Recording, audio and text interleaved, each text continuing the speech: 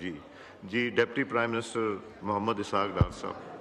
जी बिस्मिल्लाहिर्रहमानिर्रहीम नामदू नसल्ली अला रसूलिल करीम। शुक्रिया जनाब स्पीकर। सबसे पहले मैं गुजारिश करूंगा, मुझे मालूम हुआ कि कुछ पीपल्स पार्टी के साथियों को जो कि गवर्नमेंट के अलाइज हैं उनकी कोई इश्यूज़ हैं और जब भी इश्यूज़ होती हैं फिर मेरी ड्यूटी लगती है। तो मैं आपके तवज्जुह से जनाब स्पीकर, कल भी मैंने एक मीटिंग की थी आपकी मौजूदगी में, अपने साथी भी मेरे थे, लॉ मिनिस्टर साहब थे, तारिक सवारी साहब थे, नवीद कमर साहब थे, जखानी साहब थे। तो चूँकि दोनों कंट्रीज़ की जो दोनों पार्टी की जो लीडरशिप है, पीपल्स पार्टी की भी लीडरशिप बिलावल भुट्टो साहब चेयरमैन जो हैं वो ट्रैवल कर रहे हैं और जरदारी से भी आउट ऑफ कंट्री हैं और प्राइम मिनिस्टर साहब भी आज सुबह तशरीफ़ लाए अपने दौरे से। इसी तरह हमारे कायद मियां मोहम्मद नवाज शरीफ साहब भी वापस तो आ गए हैं, लेकिन वो मेडिकल थोड़ी सी जो उनको एडवाइस है। तो ये मामला ऐसे नहीं है कि हल नहीं हो सकते। मैंने तमाम तफसील सुनी है। मैं आपके ज़रिए अश्योर करता हूँ कि ये दोनों लीडरशिप के साथ मामला उधर से भी मामलात हैं, उधर से भी हल करने वाले हैं, दोनों तरफ से हल करने वाले हैं। वो गोलाबारी फिर जवाबन गोलाबारी वो सारी रोकनी पड़ेगी। तो इंशाल्लाह ये रुक जाएगी। को पहली दफ़ा नहीं रोक रहे, अल्लाह के फजल करम से दोबारा रोकेंगे। तो मैं जनाब राना, आपकी इजाज़त से राना तनवीर साहब को, आज़म तारिक साहब को रिक्वेस्ट करूँगा कि जो साथी हो सकता है फ्राइडे अवेल करके जल्दी से एयरपोर्ट पे पहुँच गए हों, लेकिन जो साथी हैं पीपल्स पार्टी के उनको आप ज़रा मेहरबानी करके ले आएँ, क्योंकि मेरी जो विज़िट आज की हाउस में थी वो तय कर दूँगा। तो ये साथी जाके ले आते हैं जो साथी है। एक तो ये है जी।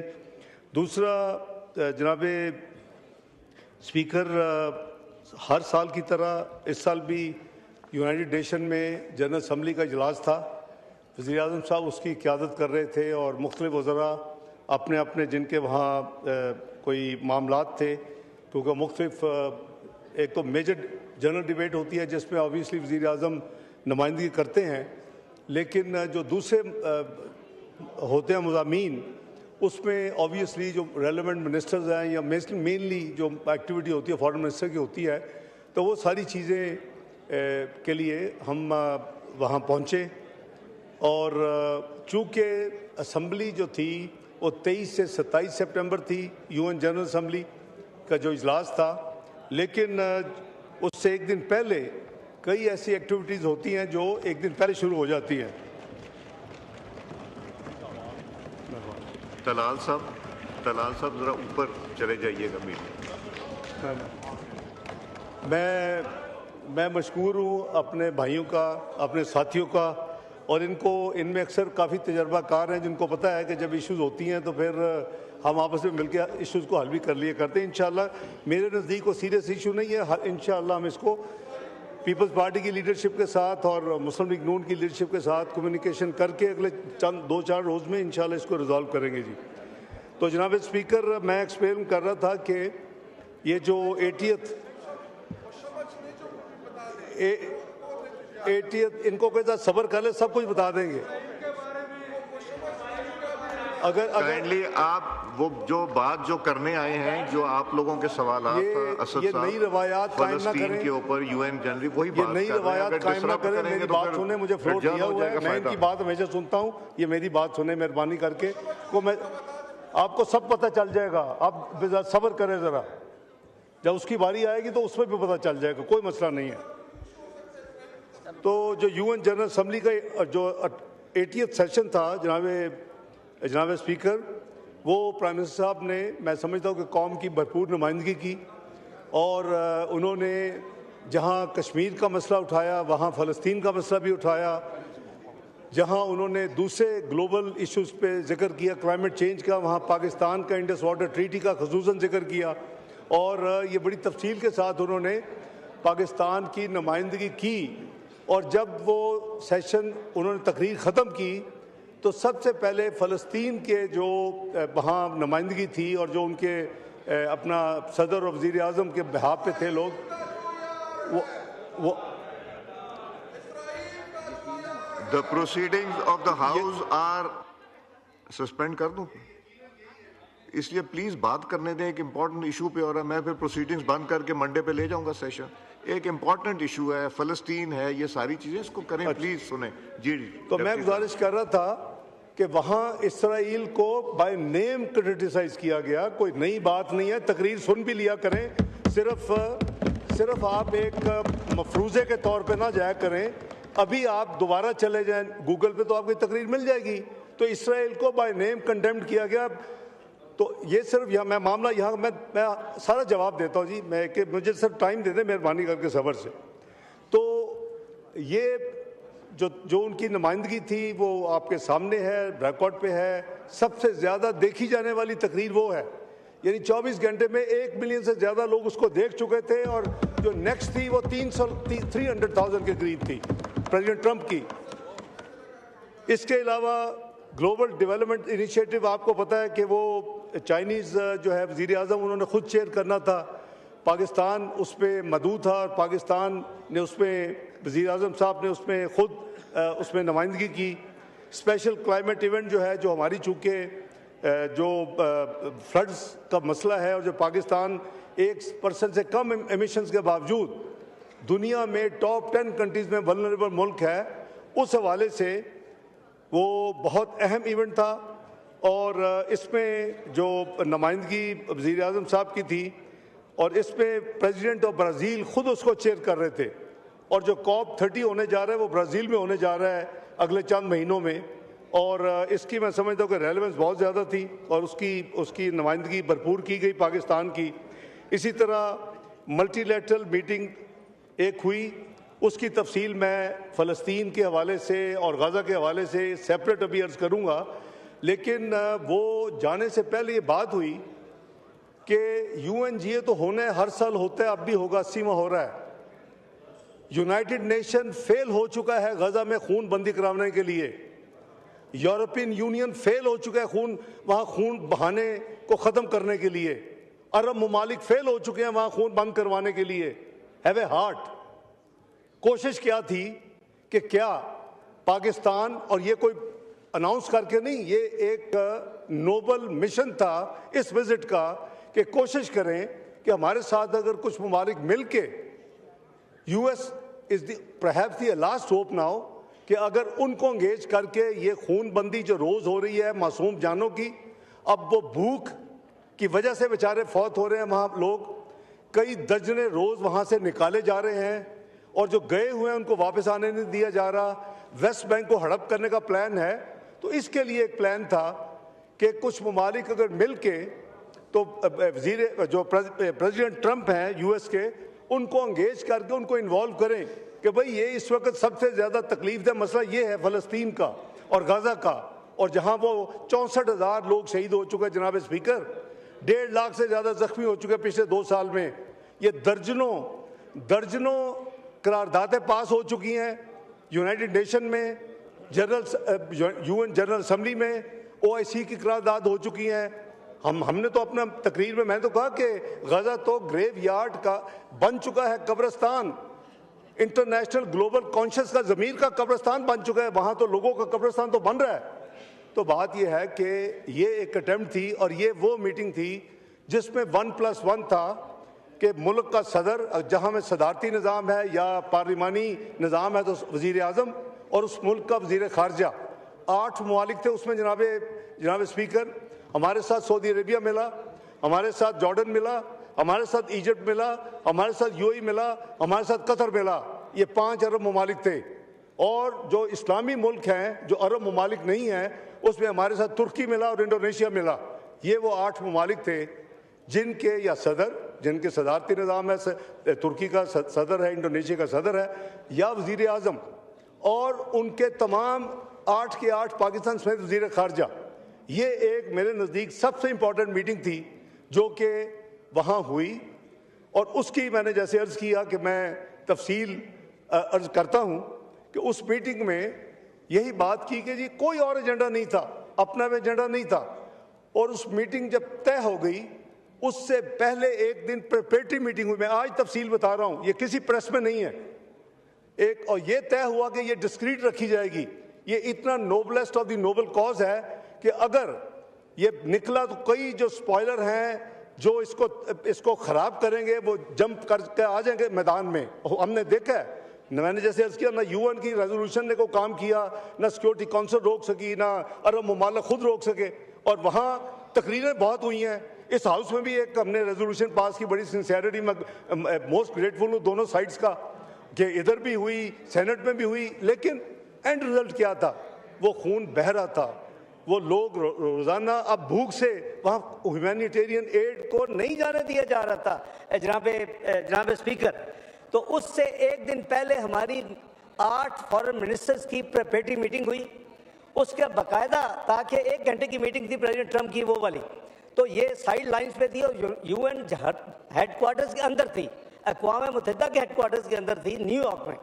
उस पर हमने बात सबने की कि जी ये इस वक्त जो कुछ हो रहा है ये तो शर्मनाक चीज़ है। अगर इसको भी रोक नहीं सकते फिर इस अदारों के ऐसे का क्या फ़ायदा यूएन जनरल असम्बली का, क्या फ़ायदा यूएन सिक्योरिटी काउंसिल का।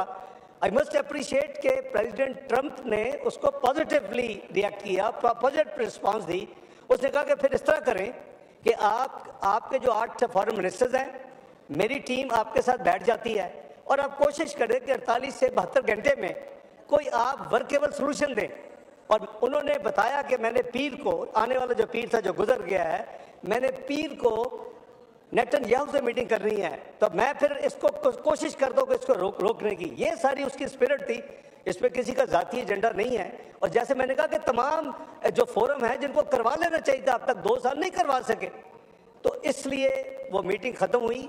अगले दिन मीटिंग तय हुई दोबारा, कतर की एम्बेसी कन्वीनर थी, उस एम्बेसी में तमाम मीटिंग्स हुई, इसको कोई पब्लिक नहीं किया गया, कोई फोटो नहीं रिलीज हुई। वहाँ से प्रेसिडेंट ट्रंप वाली मीटिंग की ज़रूर हुई क्योंकि यूएन वो हेडक्वार्टर्स में थी, और उसमें प्रेसिडेंट ट्रंप की मीटिंग भी आई, कमेटी उनके भी टीम आई, उनके साथ खुल के बात हुई कि भाई आप क्या चाहते हैं, आप बताएं कि जो कुछ हो रहा है ये कैसे आपके ख्याल में कैसे क्या ख़त्म हो सकता है।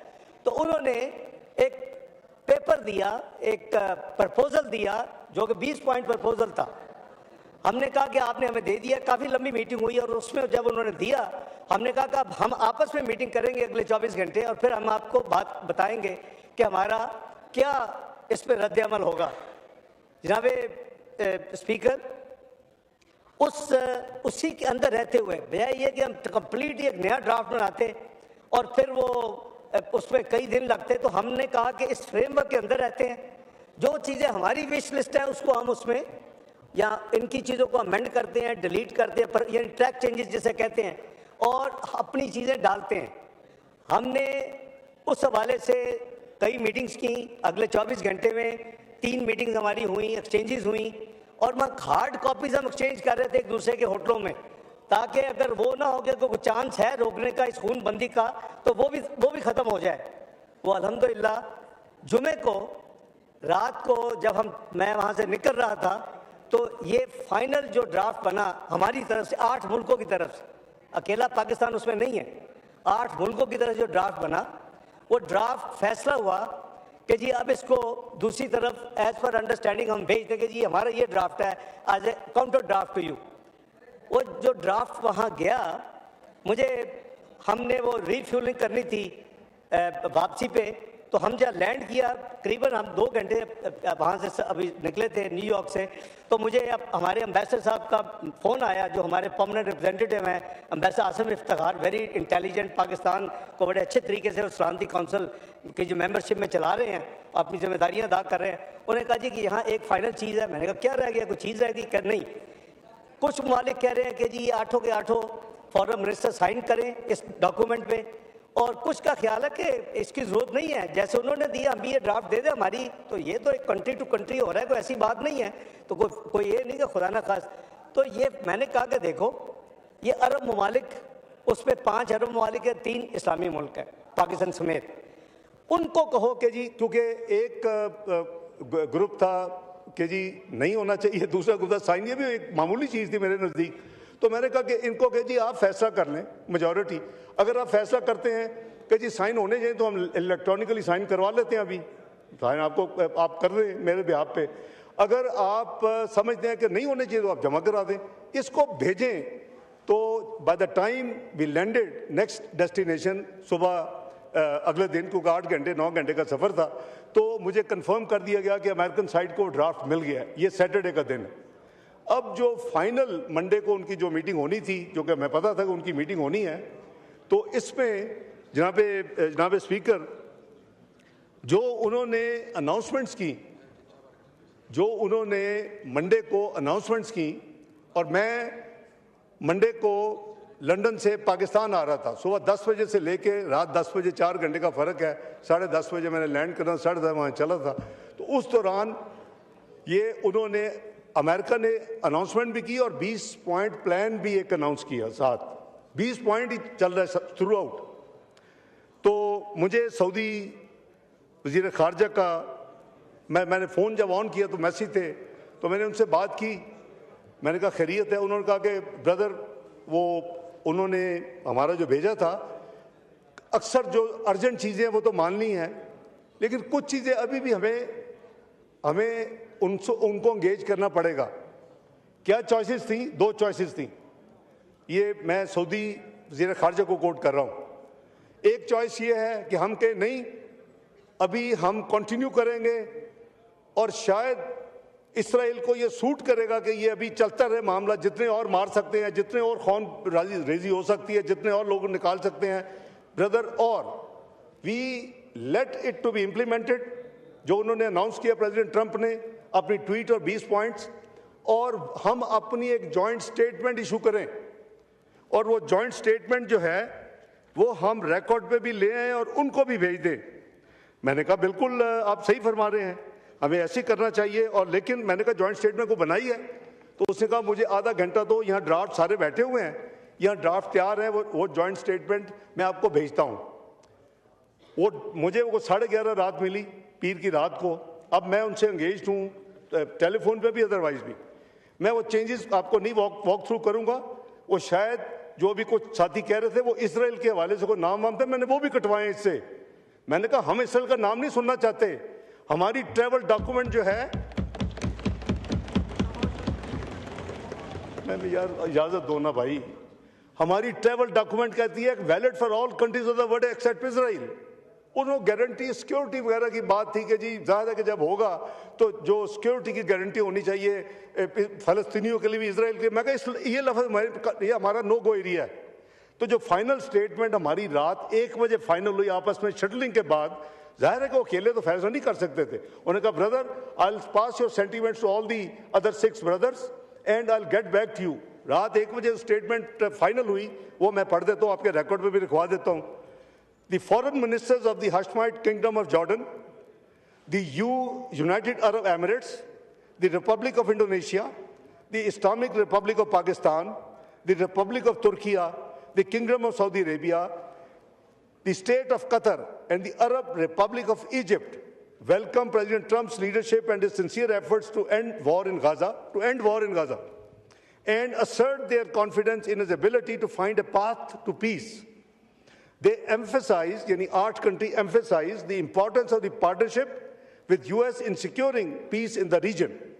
Tisra, along these lines, the ministers welcomed the announcement by US regarding his proposal to end the war, ye unhone announce kiya, rebuild Gaza, prevent the displacement of the Palestinian people jo nikal rahe the, and advance the comprehensive peace, as well as his announcement that he will not allow very important annexation of West Bank, जो Israel announce कर चुके हैं as a country, as a parliament, कि हम इसको annex करेंगे, ये Israel का हिस्सा होगा। वो कैटेगोरिक हमने उनसे ये कमिटमेंट ली और प्रेसिडेंट ट्रंप ने इसको अनाउंस किया, annex, and he will not allow the annexation of the West bank. अगला पैरा क्या कहता है? द मिनिस्टर्स, ये 8 का है ये statement, the ministers affirm their readiness to engage positively and constructively with the United States and the parties toward finalizing the agreement and ensuring its implementation in a manner that ensures peace, security and stability for the peoples of the region. मेरे नज़दीक अगला para इससे भी important है, जो closing para है हमारी। इसमें इनपुट रात 10:30 से लेके 1 बजे तक ये शटलिंग हुई है, ये फाइनल डॉक्यूमेंट है। They reaffirm 8 countries, foreign minister कह रहे हैं, they reaffirm their commitment, joint commitment to work with the US to end the war in Gaza through a comprehensive deal that ensures unrestricted delivery of sufficient humanitarian aid to Gaza, number one. No displacement of Palestinians, number two. The release of hostages, number three. A security mechanism that guarantees the security of all sides, number four.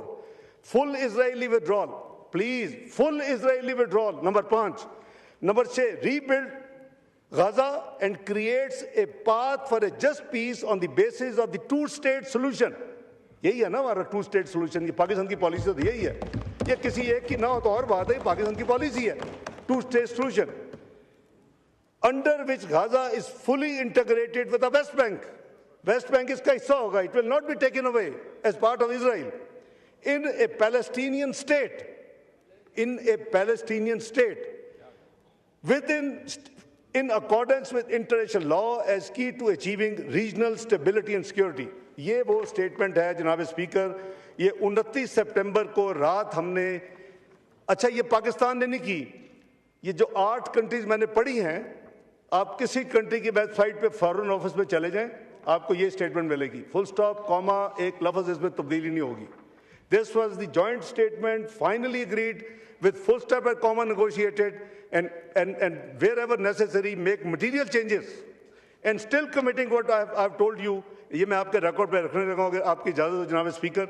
ये वो statement है जो कि पाकिस्तान के behalf पे उस रात को दी गई, ट्यूसडे अर्ली मॉर्निंग का टेक्निकली 1:45 बजे, और ये मंडे और ट्यूसडे की दरमियानी रात थी। मैं इसमें गुजारिश ये कर रहा हूँ कि जनाब स्पीकर के या तो हमारी सोलो इतनी हो कैपेसिटी कि हम इसको बंद करवा सके, तो हमें हर कुर्बानी देनी चाहिए, करना चाहिए।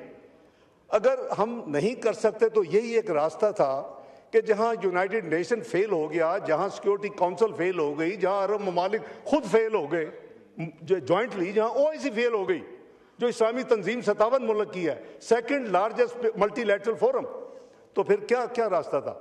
क्या हमने तमाशा देखना है, स्टेटमेंट्स देनी है और सियासत करनी है टॉक शोज पे बैठ के, कि क्या हमने कुछ मटीरियल काम करना है? मैं समझता हूँ कि कुरान में मुझसे, मैं तो बहुत एक स्टूडेंट हूँ, क्या कहता है कुरान हकीम? Saving of one human life tantamounts to saving of the entire humanity, killing of a human being tantamounts to killing of the entire humanity। और यहाँ तो दर्जनों रोज और कई 100 रोज शहीद हो रहे हैं वहाँ भाई, तो हम स्टेटमेंट्स के साथ गुजारा नहीं होगा। ये एक प्रैक्टिकल अमल है, अल्लाह ताला इसको कबूल करें। और मैं मशकूर हूँ दूसरे 7 ममालिक का, उन्होंने भरपूर हमारे साथ मदद की, उन्होंने भरपूर अपनी कंट्रीब्यूशन की, उन्होंने भरपूर एंगेजमेंट की।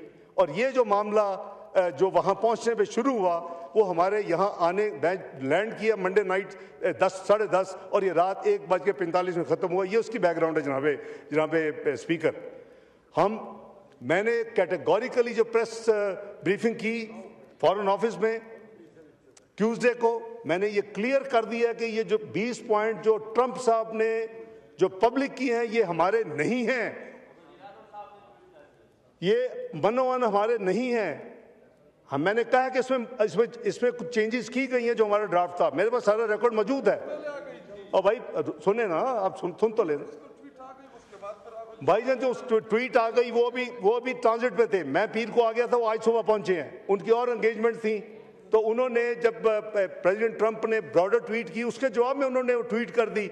उनको कोई हैरान तो नहीं होना था उस वक्त? भाई सुन तो लो ना यार जनाब स्पीकर, किसी को ऐलान तो नहीं होना था कि जी वो 20 पॉइंट वो नहीं है जो हमने 8 मुल्कों ने भेजे। बहरहाल ये this is the end result, और इसमें सियासत की गुंजाइश नहीं है। अनलेस कि वी वांट कि हम वहां से वॉक अवे करते और हम इसको छोड़ते, ये एफर्ट ही ना करते, तो हमारे लिए बहुत आसान था। ये एफर्ट कोई शेड्यूल में नहीं थी, ये एफर्ट यूएनजीए का हिस्सा नहीं होती। ये जहां तक फलस्तीन के साथ हमारी कमिटमेंट का ताल्लुक है, आपको पता है जनाब स्पीकर, 2 साल के लिए पाकिस्तान सिक्योरिटी काउंसिल का मेंबर है, non elected member, non permanent elected member. 5 permanent होते हैं, 10 इलेक्टेड होते हैं। हमारे पास जुलाई में सदारत थी, 1 महीने के लिए होती है सदारत जिसको मिलती है, और वही कोई एक थीम लेके आता है वो मुल्क, और उसके ऊपर एक दिन बहस होती है, डिबेट होती है, उसके बाद उसको अडॉप्ट किया जाता है या उसको ओपन छोड़ा जाता है। हमने मल्टीलैटरलिज्म, पीस एंड सिक्योरिटी, जो कि तमाम मेंबर्स का था कि ये बहुत अच्छा है, इसको जो हालात है दुनिया में, जो अफरा तफरी है, जो हर जगह पे कॉन्फ्लिक्ट है, कहीं भी अमन नहीं है, तो ये आप चुनेंगे, बड़ा अच्छा सब्जेक्ट है। मैं सिर्फ उसका मैंने सदारत नहीं की एक दिन जुलाई में, मैंने साथ फ़लस्तीन का दूसरा दिन रखा, मैंने फ़लस्तीन में उसकी भी सदारत की। वो रिकॉर्ड मंगा के देखे क्या है वो। मैंने ओआईसी को एक मुसलमान होने की हैसियत से मैं समझता हूँ कि हम जितना ओआईसी को स्ट्रेंथन कर सकते हैं, इसको तवाना कर सकते हैं, इसको खड़ा कर सकते हैं, इसको मजबूत टांगों वाला बना सकते हैं, हमें करना चाहिए। ये सेकंड मल्टीलैटरल बिगेस्ट फोरम है आफ्टर यूएन, तो उसका एक तीसरा दिन वो रखा। जनाब स्पीकर, कई सालों से सिक्योरिटी काउंसिल में कोई यूनानिमस रेजोल्यूशन पास नहीं हुई, कई सालों से, शायद 12 साल हो गए। ये पहला मौका था जब मैंने वो सदारत की, यूनानिमस रेजोल्यूशन उसके हक में पास हुई। ओआईसी के हवाले से अब रिकॉर्ड चेक करा ले, मैं को हवा में बात नहीं कर रहा। कई सालों से जो भी कंट्री प्रिजाइड करता है, अगर चीन ने करना है तो वांग ही आया उनका फॉरेन मिनिस्टर, अगर किसी और कंट्री ने करना है, वो जो 1 महीना मिलता है वो आप पूरी भरपूर अपनी उसकी कंट्रीब्यूशन करते हैं। कई सालों में पहली दफा यूओआईसी के topic paper presidential statement unanimously adopt हुई कई सालों के बाद। तो मैं समझता हूं कि ये पाकिस्तान अपनी हम पूरी कोशिश कर रहे हैं, ये हमारा जिम्मेदारी है। ये कोई सिर्फ हमारा जाती कोई मसला नहीं है, ये तो हमारा एक इस्लामी जिम्मेदारी है। यानी मैंने अभी मैंने कुरान हकीम कोट किया है, नबी अकरम सल्लल्लाहु अलैहि वसल्लम क्या कहा, यहाँ हजरत बैठे हुए मौलाना फजलुर रहमान साहब, जो मुझे हदीस की समझ है कि मुस्लिम उम्मा इज लाइक वन बॉडी, एक जिस्म की तरह तमाम मुसलमान उम्मत 57 मुल्क, अगर किसी भी जगह पे किसी को तकलीफ है बॉडी में, तो हर एक को तकलीफ उसको महसूस होनी चाहिए और उसको रिएक्ट करना चाहिए। 57 मुल्क, वो एक बॉडी है, इस्लामिक बॉडी। तो मैं समझता हूँ कि जो काविश थी उसमें बिगनिंग अल्हम्दुलिल्लाह मैं समझता हूँ अच्छी है, और जो फ्लोटेला चल रहा था उसमें भी साथी ज़ाहिर जानना चाहेंगे कि उसमें क्या हुआ। तो फ्लोटेला जो चल रहा था उसमें हमारे एक सेनेटर साहब भी थे। अभी तक चूँकि हमारी इसराइल से कोई ना कोई रवाबत है किसी किस्म का, ना हमारी कोई उनसे सफारती तल्लुकात है, और उन्होंने ये 40 जो उसमें आ रहे हैं प्रेस में, जो हमारी इत्तला है फॉरेन ऑफिस की, करीबन 45 ये फ्लोटेलास हैं, और 45 जो शिप्स हैं उसमें उन्होंने करीबन 22 के करीब उन्होंने पहले 22 को कैप्चर किया है, उनके तमाम लोगों को उन्होंने डिटेन किया, जिसमें हमारी इत्तला के मुताबिक कंफर्म नहीं है, लेकिन हमारी इत्तला के मुताबिक सेनेटर मुश्ताक साहब जो फॉर्मर सेनेटर है पाकिस्तान सेनेट के, जमात इस्लामी से उनका ताल्लुक है, लेकिन वो पहले पाकिस्तानी है, बाद में जमात का ताल्लुक है, वो उसमें हैं। हमने जब से ये परसों रात से न्यूज़ आई है, हमने एक तीसरे यूरोपियन मुल्क को इन्वॉल्व किया है जो इन्फ्लुएंशियल है, उनके हम सफारती प्रोसेस को इस्तेमाल कर रहे हैं। उनको हमने कहा है कि आप वहाँ उनसे रब्ता करें, हमारे इस सेनेटर साहब को पूरी कोशिश करके इनको आप फौरी तौर पे वहाँ से रिलीज़ करवाएं। उन्होंने कहा कि जुमे की रात तक तो उन्होंने लोगों को जो डिटेन किया, देयर इज़ नो एक्टिविटी। मैं आपको एक दूसरे मुल्क की फॉरेन मिनिस्ट्री की बात बता रहा हूँ। ये नहीं कि हम सोए हुए हैं, हमारा एक पाकिस्तानी उसमें है, बाकी नहीं है उसमें। जो भाईजान वो नहीं है अभी, इस पहले 25 में नहीं है, उस पहले में नहीं है, उसमें मुश्ताक साहब है, वो पीछे होंगे। लेकिन रसूल की बात हो रही है, उनको कहा जितने भी पाकिस्तानी हैं एक दो हमें कंफर्म करें। उन्होंने कहा जी कि उस हफ्ते को वो तो काम नहीं करते, सब जो उनका है यहूदियों का। उन्होंने कहा जी कि इतवार को we will give you definitely the information. हम उनका बहुत तल्लक है, वो एक मेजर मुल्क है यूरोप का, बेहतर है मैं उसका नाम ना लूँ तो मुनासिब होगा।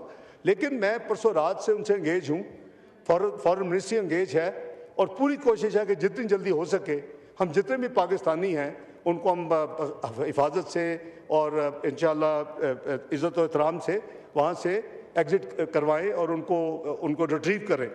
तो ये जूझ इसकी को मज़ीद तफसील आएगी। मैं इंशाअल्लाह इस हाउस में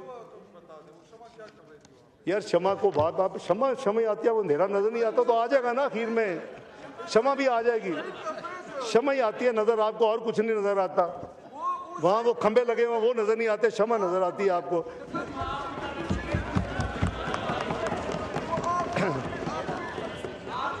जी नो क्रॉस टॉक।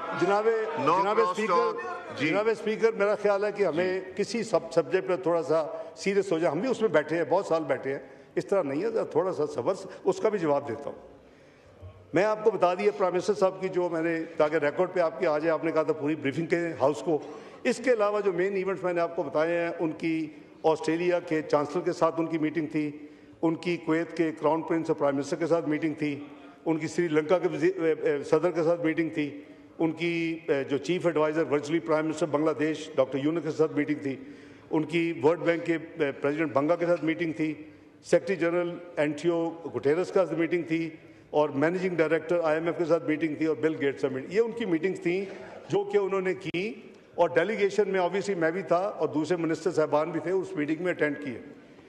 मेरी अपनी जनाब स्पीकर, जो मैंने आपको बताया कि वो जो हाई लेवल 1+1 वाला मीटिंग थी, उसके अलावा मेरी जो मीटिंग थी वो कॉमनवेल्थ फॉरेन मिनिस्टर्स की मीटिंग थी। वहाँ मेरी 30th anniversary of 4th world conference on women, वो बहुत बड़ा फोरम हासिल करते हैं जेंडर के वाले से, उसमें थी। मेरी OIC की मीटिंग थी कल्चर ऑफ पीस, नबी पाक सल्लल्लाहु अलैहि वसल्लम की 1500वीं सालगिरह के ऊपर, वो मैंने अल्हम्दुलिल्लाह मैंने खुद अटेंड की। और OIC की कमेटी की मीटिंग थी जो बनी है 6 में, जिसमें हम शामिल हैं। फ़लस्तीन के ऊपर दोबारा वहाँ मीटिंग थी, और यूनाइटेड सिक्योरिटी काउंसिल की जो फ़लस्तीन के ऊपर वो सेपरेट मीटिंग थी यूनाइटेड सिक्योरिटी काउंसिल में, वो मैंने अटेंड की। OIC का अफ़गानिस्तान के ऊपर जो ग्रुप था उसकी मीटिंग थी, वो अल्हम्दुलिल्लाह मैंने पाकिस्तान के बिहाफ पे अटेंड की। जो फॉरेन मिनिस्टर का ग्रुप 77 चाइना है, वो अटेंड की। और जो sustainable development goal resilient global economy के हवाले से जो मीटिंग थी, वो भी अल्हम्दुलिल्लाह मैंने अटेंड की। और जो कोऑर्डिनेशन मीटिंग थी फॉरेन मिनिस्टर ऑफ OIC की, ये मीटिंग जो थी मेरी, ये बाकायदा शेड्यूल्ड मीटिंग थी, जो कि उनके पूरे 4.5 दिन के सिस्टम में थी, और पाकिस्तान के बिहाफ पे मैंने की। इसके अलावा रिकॉर्ड के लिए मैंने 20 बायलैटरल मीटिंग्स की अपने जो मेरे काउंटर पार्ट्स थे फॉरेन मिनिस्टर्स, उसमें एक तो प्रेसिडेंट जनरल असम्बली के साथ मीटिंग मेरी हुई, और foreign minister of Qatar, Canada, Hungary, UK, Lithuania, Slovenia, Belgium, Bahrain, Costa Rica, Germany, Morocco, Malaysia, Egypt, Azerbaijan, and secretary general of the Gulf Cooperation Council, former secretary general of Commonwealth. इसी तरह president साहब Tayyab Erdogan साहब के साथ, और जो Syria में नए प्रेसिडेंट साहब आए हैं उनके साथ, और बेल्जियम की जो क्वीन है उनके साथ। ये मेरी 20 मीटिंग जो थी वो बायलैटरल थी, ये इसमें प्राइम मिनिस्टर नहीं थे, ये पाकिस्तान के बिहाफ पे मैंने की।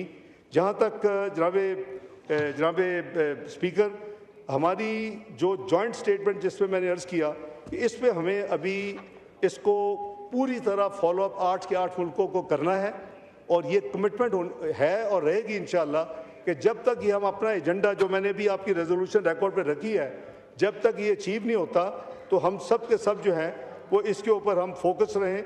और इसको बाय द वे जो अनाउंसमेंट हुई, हम तो यहाँ ठीक है, अपना अपना राय है, हर एक इंडिपेंडेंट है, लेकिन सबसे पहले फ़लस्तीन अथॉरिटी जो है, जिसको हम मानते हैं, जिससे डील करते हैं, उसने इसको वेलकम किया। ये तमाम जो दूसरे ममालिक है उन्होंने इसको वेलकम किया। ये रिकॉर्ड पे है, सोशल मीडिया में सब अवेलेबल है, उनके फॉरेन मिनिस्ट्री के आप वेबसाइट पर चलेंगे, उसके ऊपर सब अवेलेबल है। और इसमें मैंने जैसे अर्ज किया कि हमने जो रीजनल पीस एंड स्टेबिलिटी की हमने जो बात की है, हमने जो गाज़ा से लोगों को ना निकालने की जो बात की है, जो जा चुके हैं उनको वापस लाने की जो बात की है, उसकी जो रिकंस्ट्रक्शन की जो बात की है, वहाँ जो इंटरनेशनल बॉडीज़ हैं UNRWA जैसी, जिसके बगैर वहाँ तकसीम नहीं हो सकती ह्यूमैनिटेरियन एड, उसकी बात की है, जो ये ह्यूमैनिटेरियन फ्लो है उसकी बात की है, और इसके साथ साथ उसकी रिकंस्ट्रक्शन की बात की है, और इसराइल को उसको अकाउंटेबल करने की बात की है। पाकिस्तान की पॉलिसी वही है जो हज़रत कायदे आज़म की पॉलिसी थी फ़लस्तीन के हवाले से, और इसमें ना कोई तब्दीली थी, ना है, ना होगी। हमारी क्या है, हम independent Palestine, contiguous, sovereign total independent integrity उसकी टेरिटोरियल, और उसके साथ अल-कुद्स अल-शरीफ उसका कैपिटल। ये हमारी डिमांड थी, है और इंशाल्लाह रहेगी और इसको अचीव करेंगे।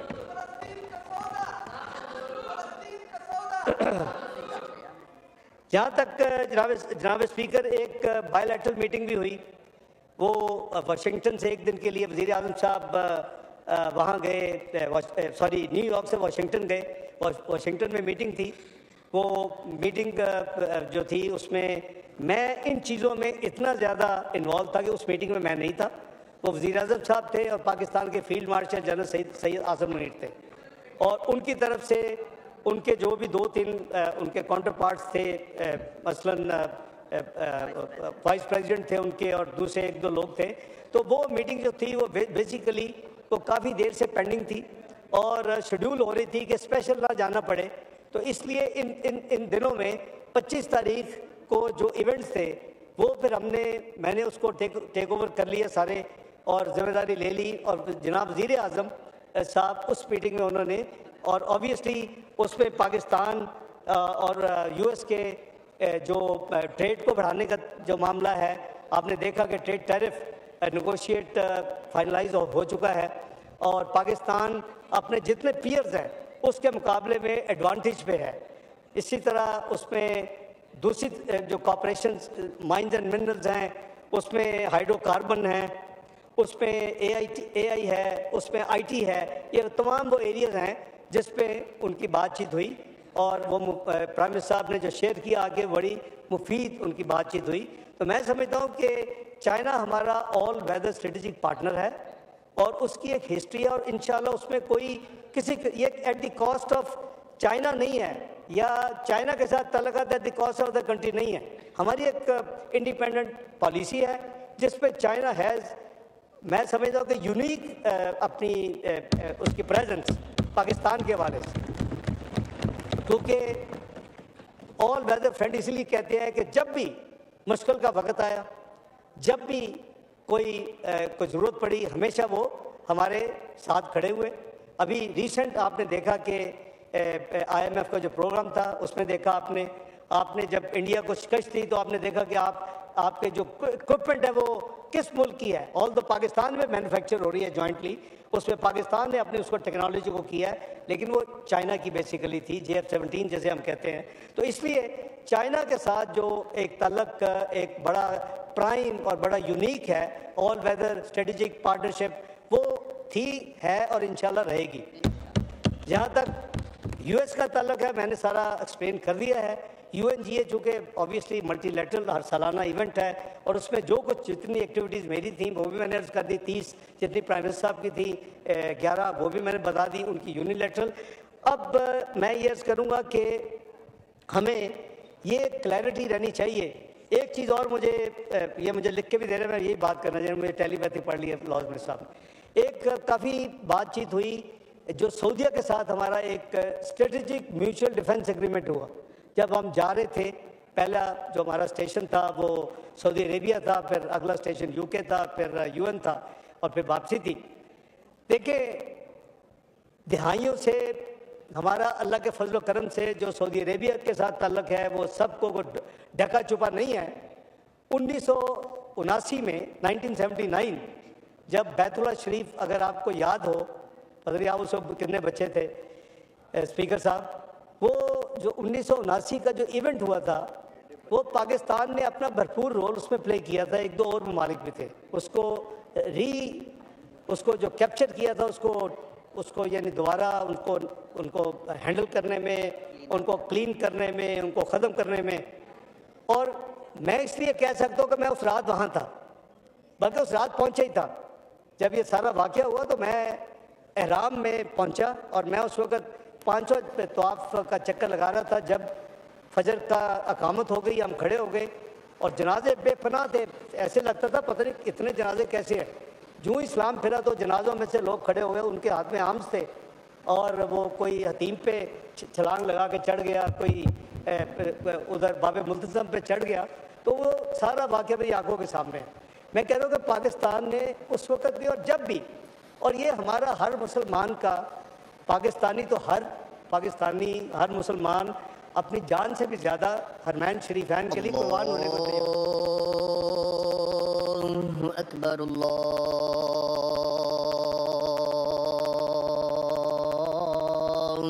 अकबर, अल्लाहु अकबर, अल्लाहु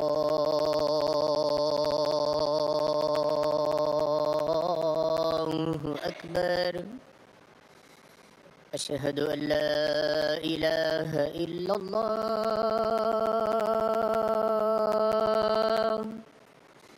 अशहदु अल्ला इलाहा इल्लल्लाह, अशहदु अन्न मुहम्मद रसूलुल्लाह, अशहदु अन्न मुहम्मद रसूलुल्लाह। हय्या अला सलाह,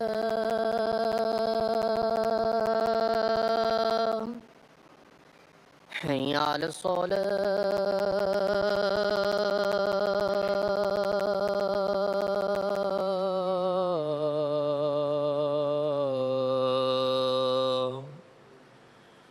हय्या अलल फलाह, हय्या अलल फलाह।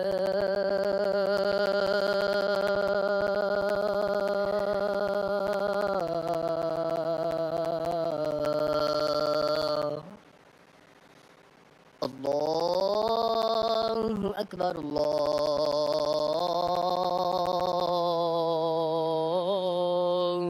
अकबर। ला इलाहा इल्लल्लाह।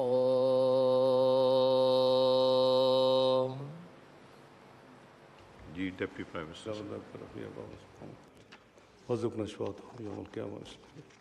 जी जनाब स्पीकर, मैं अर्ज़ कर रहा था कि हम सब की जान भी कुर्बान हरमैन शरीफैन के लिए खुदा न खास्ता कभी कोई रिस्क हो या कोई ख़तरा हो तो ये तो हमारा ईमान है। मुआहदा हो ना हो, हर मुसलमान की ये दिली ख्वाहिश होती है और होनी चाहिए। तो ये जो मुआहदा है ये कोई आनन फानन नहीं हुआ।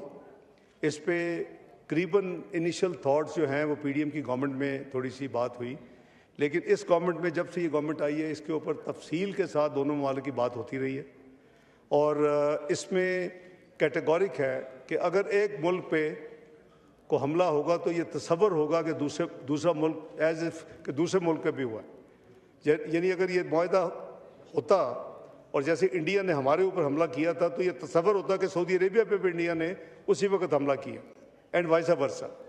तो मैं समझता हूँ कि जो वो कहते हैं कस्टोडियन ऑफ द हरमैन शरीफैन, मुहाफ़िज़ीन कस्टोडियन, अल्लाह ताला ने हमें अल्हम्दुलिल्लाह लफ्ज़ क्या होगा जी इसका, हाँ, तो वो जो कस्टोडियन है वो तो उनकी गुड लक है, खादमैन है, वो अपने आप को कहते हैं खादमैन हरमैन शरीफ हैं। तो हमें मुहाफ़िज़ीन में अगर अल्लाह ताला ने शामिल कर लिया है तो हमारी खुशकिस्मती है।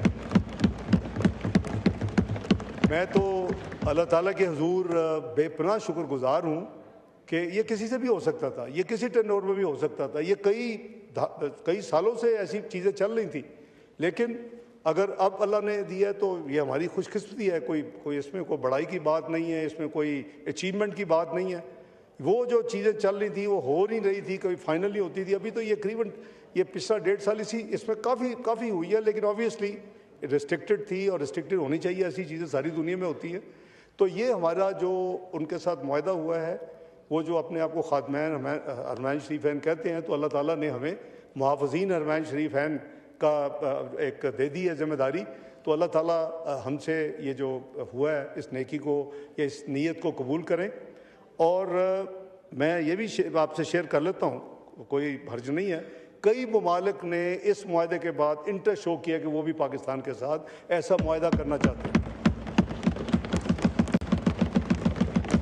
अल्हम्दुलिल्लाह उसमें कुछ अरब ममालिक भी हैं, कुछ नॉन अरब ममालिक भी हैं जो कि इस्लामी ममालिक हैं।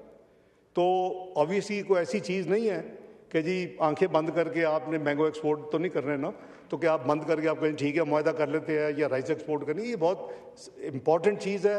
जो जैसे मैंने कहा कि जो सऊदी अरेबिया के लिए जो जज्बात हैं, जो हमारी ईमानी जो जिम्मेदारियां हैं, वो उसको मद्देनज़र रखते हुए ये जो एक यूनिक मुआहदा हुआ है, अल्लाह ताला का शुक्र है।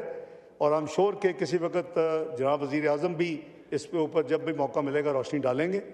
लेकिन दूसरे ममालिक ने भी काफ़ी इंटरेस्ट शो किया है उसके बाद, और इवन UN की जनरल असम्बली में मुझे कुछ फॉरेन मिनिस्टर भी मिले हैं। मैं अभी प्राइम मिनिस्टर आज ही सुबह तशरीफ़ लाए, मैं उनसे शेयर भी करूँगा। और फिर हम देखेंगे कि ये तो अगर इतने ममालिक मिल जाए तो ये तो वैसे ही शायद नया नेटो, ईस्टर्न नेटो बन जाएगा ये तो बहरहाल वो पता नहीं अल्लाह को क्या मंजूर है, शायद हमारी ज़िंदगी में नहीं तो वो वक्त आएगा। मेरा तो ईमान है कि Pakistan has to lead the Islamic उम्मा वन डे इंशाअल्लाह। ये 57 मुल्क की इंशाअल्लाह इसके लीड क़यादत करेगा इंशाअल्लाह। अल्लाह ताला ने आपको न्यूक्लियर क़ुव्वत दी है, अल्लाह ताला ने आपको मिज़ाइली क़ुव्वत दी है। मैं वो खादम हूँ जो डे 1 पे जो मिज़ाइली क़ुव्वत की जो बुनियाद रखी गई थी 21 अप्रैल 1999, मैं जाके तमाम डिस्कशन डिटेल तय करके आया था। ये जिंदा हैं साइंसदान समर मुबारकबाद और जिंदा हैं जनरल किदवाई। तो ये चीज़ें ना कभी पब्लिक हुई हैं ना कभी पब्लिक होंगी, ये हमारे साथ कब्र में चली जाती है ऐसे कौमी राज। तो आप एक एटमी क़ुव्वत है अल्हम्दुलिल्लाह, आप एक मिज़ाइली क़ुव्वत हैं, अब आपको मुआशी क़ुव्वत बनना है। और मुआशी क़ुव्वत यूनिटी के साथ होगी, मुआशी क़ुव्वत लड़ाइयों के साथ नहीं होनी। हमें मिल के पाकिस्तान को लेके जाए और इसका पोटेंशल है। ये 2013 में बैकरो इकॉनॉमिक अनस्टेबल कंट्री और एक डिफ़ॉल्ट पे खड़ा हुआ 6 महीने की प्रेडिक्शन से कहाँ पहुँच गया था 3 साल में। ये सारी कौम की कंट्रीब्यूशन है कि आप दुनिया की 24वीं बड़ी मईशत बन गए, आपकी इन्फ्लेशन गिर के 3.59 पे आ गई, आपकी ग्रोथ 6.3 पे चढ़ गई, आपके रिजर्व $25 बिलियन पे चढ़ गए। को किसी ने आके आपको तोहफे में तो नहीं 3 साल में दे दिए थे, मेहनत थी। ये हमारी बदकिस्मती है कि फिर वो मैं क्या कहता हूँ कि नेचुरल और ह्यूमन कोविड आ गया और फिर 2022 तक हम 24वीं मईशत से गिर के 47वीं मईशत पे गिर गए। अब उसको निकालें, उसको दोबारा लेके जाएं। आपका मुकाम है कि आप G20 में शामिल हो जो दुनिया की प्रीमियम इकोनॉमिक क्लब है। तो ये अगर मिलकर करेंगे तो ये डूएबल है। स्टेबिलिटी आ चुकी है, ग्रोथ के लिए पूरी तैयारी है। बड़ा कुछ साथियों का बहुत ज़्यादा एक सवाल था मेरे ख्याल में, वो भी जवाब दे देता हूँ। जो डेलीगेशन जाता है UNG में, ऑफिशियल डेलीगेशन, उसके लिए वजीर खारजा लेटर ऑफ क्रेडेंस इशू करता है और वो लेटर ऑफ क्रेडेंस जो है वो UN जनरल सेक्रेटरी के नाम लिखा जाता है। वो लेटर मैंने साइन किया, वो मौजूद है रिकॉर्ड के लिए, आपने देखना हो तो मैं आपको दिखा दूंगा, किसी साथी चुन लें। उसमें ये नाम नहीं था ये जो फरमा रहे हैं। एक होता है PM एंटूराज, वो UN सेक्रेटरी जनरल को आप नहीं भेजते, उसमें उनके वैले भी हैं, उनके मुलाजमीन भी हैं, उनके सिक्योरिटी के भी सारे बंदे हैं, उनके स्पीच राइटर्स भी हैं। इस मोहतरमा का उसमें नाम मैंने बाद में जो पता किया, मेरे नॉलेज में नहीं था, मुझे लेटर ऑफ क्रेडेंस का पता जो मैंने साइन किया, ये उसमें उनका नाम था। और वो स्पीच राइटर का जो 5-6 का जो ग्रुप है जो उस टाइप की चीज़ों को हैंडल करते उसमें था। लेकिन वो मैं समझता हूँ कि उनके अनयूजुअल कंडक्ट जो उन्होंने किया, उनको नहीं करना चाहिए था कि जी मैं I have boarded Pakistan air force 1। Pakistan air force 1 पे तो और भी वजीर भी जा रहे हैं और सेक्रेटरी साहबान भी जा रहे हैं, तो उसमें ये क्या यानी बूस्ट करने की क्या तकलीफ है। तो मैं समझता हूँ कि वो बड़ी उनकी इररिस्पॉन्सिबल उनकी हरकत थी। और फिर जो बैकलैश हुई वो भी आपके सामने है। मैं कैटेगोरिकली मैंने ट्वीट का जवाब भाई दे दिया था कि ये लेटर ऑफ क्रेडिट्स में जो कि ऑफिशियल डेलीगेशन है, जो कि मैंने साइन करता हूँ, मैं वज़ीर आज़म साहब टॉप पे होते हैं, जितने वज़ीर ख़ारजा दूसरे बाद में होते हैं, जो वो है official delegation to the UN to handle all these events. और वही बोल सकते हैं उनमें से कोई, अगर कोई PM बिजी है तो वो उसकी जगह मैं बोल सकता हूँ, मैं बिजी हूँ तो उनमें से कोई वज़ीर बोल सकते हैं। मसलन एक ह्यूमन राइट्स पे था, वज़ीर कानून ने जाना था, ये नहीं जा सके, इनकी वो मैंने जिम्मेदारी वहाँ अदा की। तो मैं सिर्फ क्लैरिफाई कर रहा हूँ। मेरा ख्याल है कि एक चीज़ को हम बिला वजह ना करें, लेकिन चले आप बिल वजह कर लें, लेकिन मैं सिर्फ ये अर्ज़ कर रहा हूँ कि लेटर ऑफ क्रेडेंस में उस खातून का नाम नहीं था। मैं बहुत शुक्रिया जी, Thank you, Mr. Speaker.